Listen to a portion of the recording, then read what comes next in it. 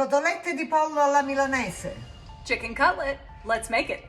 We'll chop some parsley and put it right in our Italian seasoned breadcrumbs with some salt, pepper, and a little bit of pecorino romano.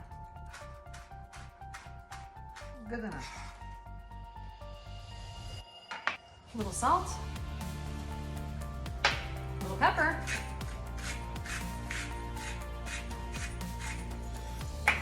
pecorino romano.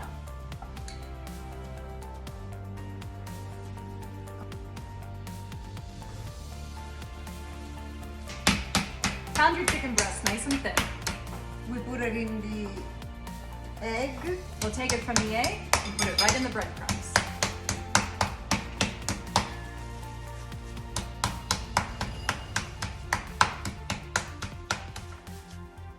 Bellissimo. Now we fry. Now we'll turn our cotoletta. We cook it on the other side. See, it's nice and golden, and it's ready to go. So good.